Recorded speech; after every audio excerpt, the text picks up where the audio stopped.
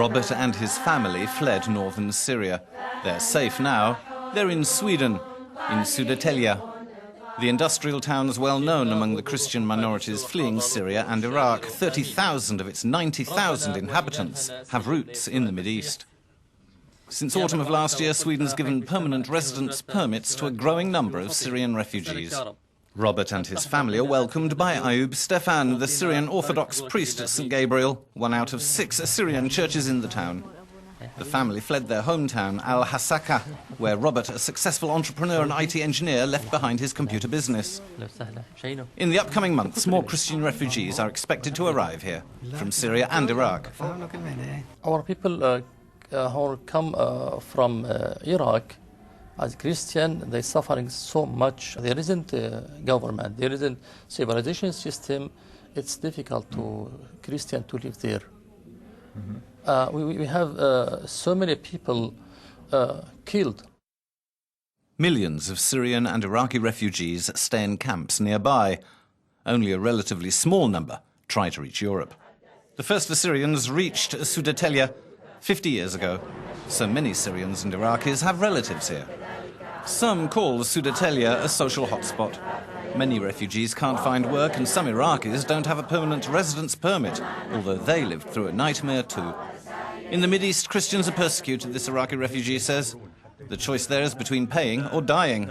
At the beginning, we paid, but when they came again, I find it difficult to pay. They kidnapped me and my daughter. But my good luck made the driver collide with another car. I opened the door and ran away. The priest, himself from Syria, visits Robert in his new home. The family is highly motivated to integrate into Swedish society and has learned the new language quickly. Robert tells us in Swedish about the flourishing kidnapping business run by the terrorists. The extortion racket scares minorities, such as the Christians, out of Iraq and Syria. I know 2 Christians, a young man and his father, who were hijacked and killed. Right now, the kidnapping is directed against poor people, middle-class people, rich people, everyone. So I got really afraid, not just for myself, but for my children.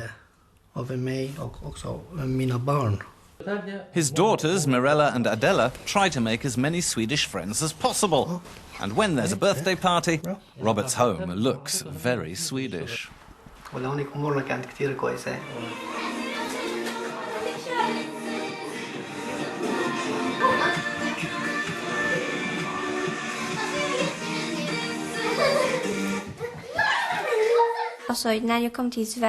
When I came to Sweden, every day I learned about 10 new words, and I spoke Swedish with my cousins who'd already been living here for some time. They know Swedish pretty well. Let's meet Ibrahim.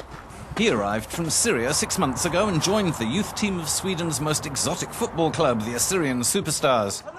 Most players are Middle Eastern Christians, but Muslims and other religions are welcome too. While there's some tolerance in Sweden, in war-ridden Syria and Iraq, it fades away.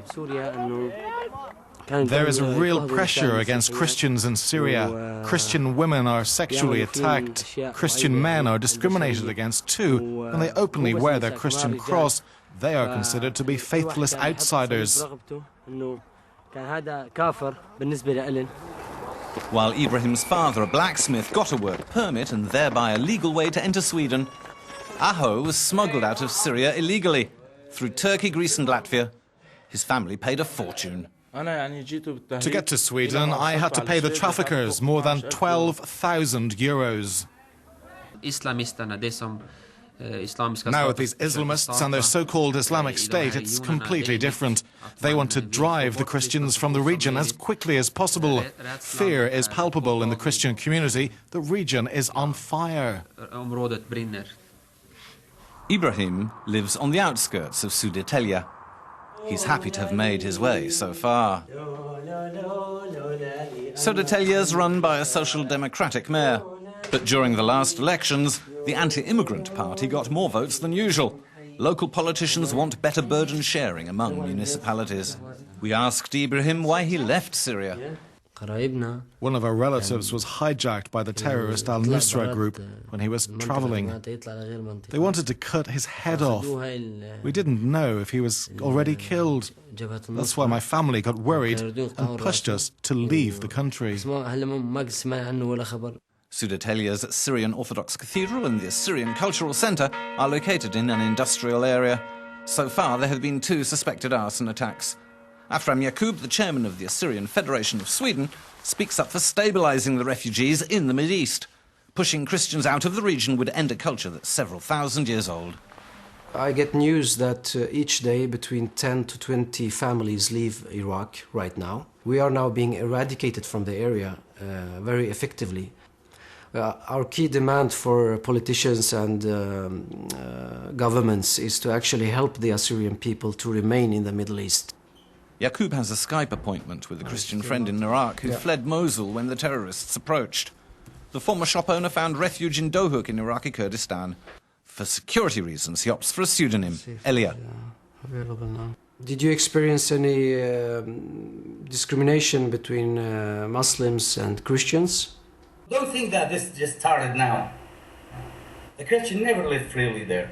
Christians, even during Saddam Hussein's times, were not living freely. They were not really respected. I remember every Friday on their Friday prayer, they used to denounce Christianity, denounce the traditions, the values, the beliefs of Christianity. What do you think about arming the Assyrians in Iraq? Of course. I mean, they should be armed. They should have the right to defend themselves. Next morning, we meet Ibrahim again at his school in Södertälje. He wants to stay in Sweden forever. His dream is to become an architect or construction engineer. We ask Lena, Ibrahim's teacher, how she can ease refugees' integration into the very different Swedish way of life. In the beginning, I explained to them the new society they'll live in from now on. We make a lot of trips to discover the capital, Stockholm, or to learn to handle everyday situations. Many of the refugees risk getting trapped in their own small world, but it's important to participate in society. The Swedish Public Employment Service and Swedish universities launched an initiative to help foreign academics, such as Robert, to establish themselves professionally as soon as possible after their arrival in Sweden.